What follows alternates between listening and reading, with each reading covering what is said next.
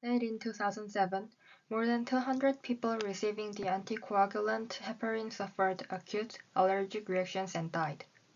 As soon as the problem was recognized in January 2008, U.S. distributor recalled heparin products and the U.S. Food and Drug Administration launched an investigation.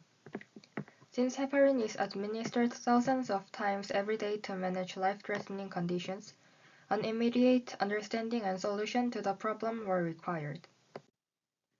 When heparin is exposed to the enzyme, it is cleaved into disaccharide units. However, spoiled heparin contained components that did not react with the enzyme. Capillary electrophoresis was the first technique to observe two substances.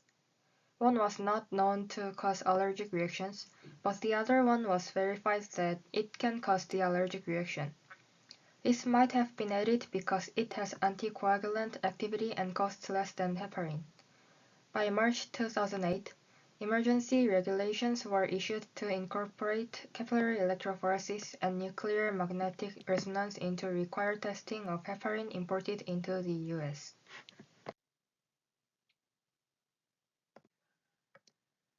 Electrophoresis is the migration of ions in solution under the influence of an electric field. This technique was pioneered in the 1930s by the Swedish biophysical chemist.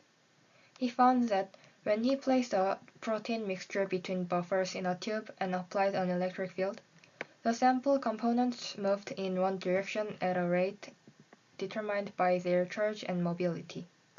Capillary electrophoresis is a method of separating and analyzing small amounts of samples by combining electrophoresis with a capillary tube.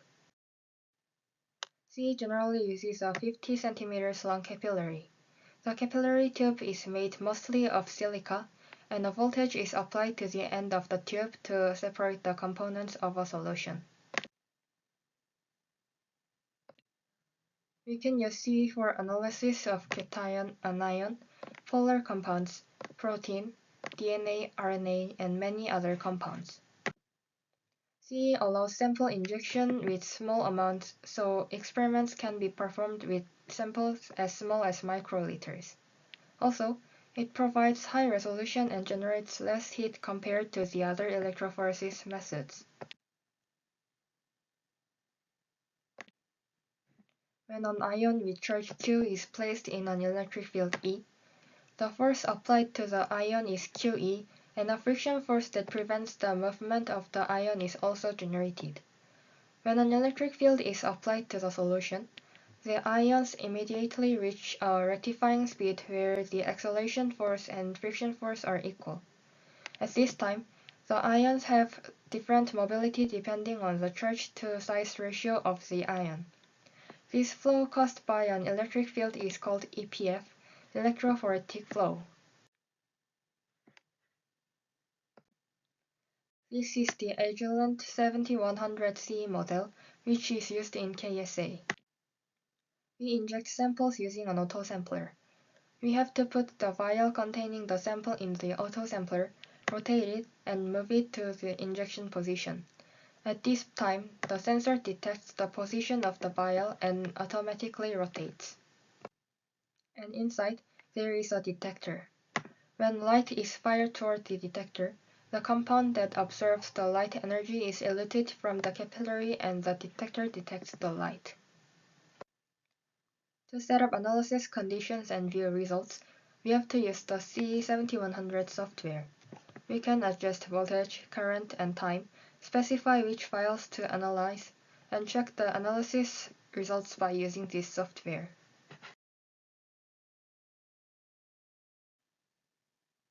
First, to turn on the device, press the power button at the bottom left of the hardware.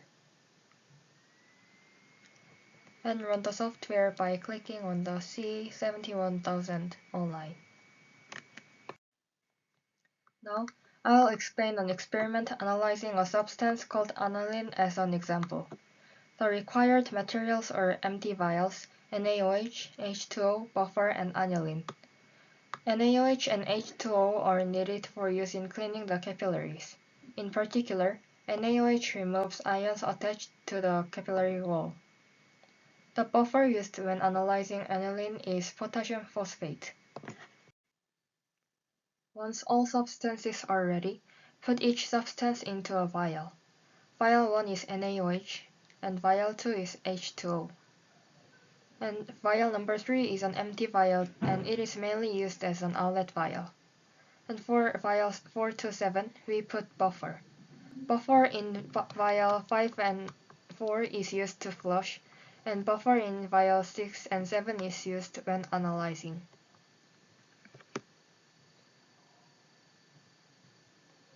And lastly, vial 10 is the sample aniline.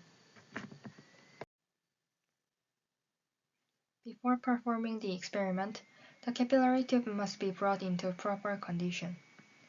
First, we have to flush the capillary to prevent other ions from being detected.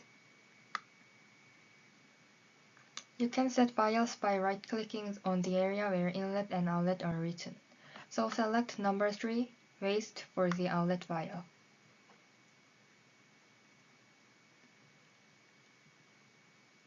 And after, select number 2, H2O, for the inlet vial. To set the time, click on the icon showing pressure and select flush. Washing step takes about 60 seconds at a time. Then, washing will be proceed with water. And next, select number 1 with the inlet vial to wash it with NaOH and set the same time. I'll skip this because it takes same steps. This step removes ions, as I said earlier.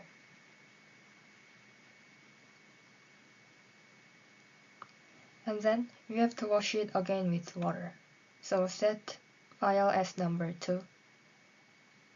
And lastly, select number 4. In this step, we will wash with buffer for 2 minutes. This allows us to create conditions suitable for the material we are analyzing. So, set the time as 120 seconds.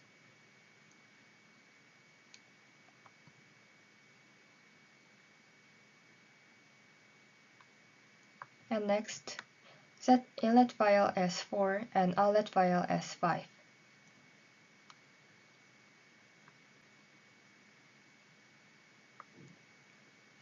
We'll check the voltage with the buffer we're going to use. So click on the icon that looks like a battery.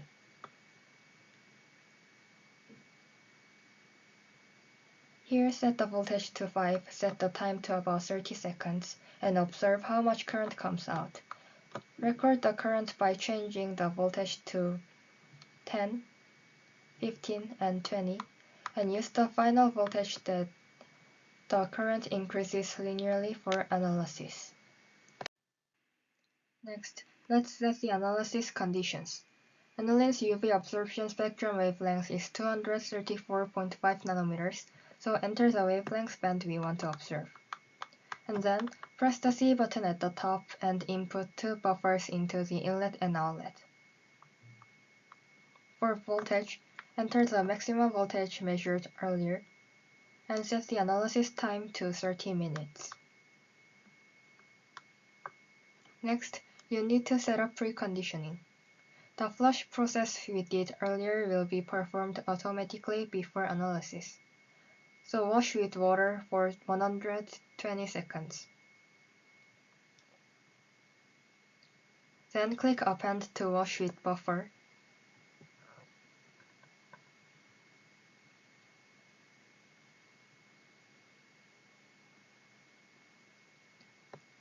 And set time for 300 seconds.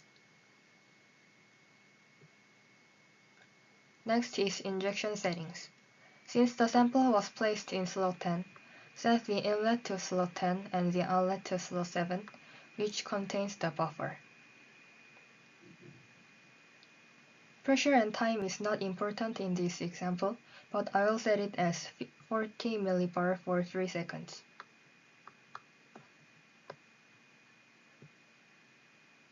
When all settings are complete, click Apply and OK to set, and then Click a single sample button to start analysis using this method.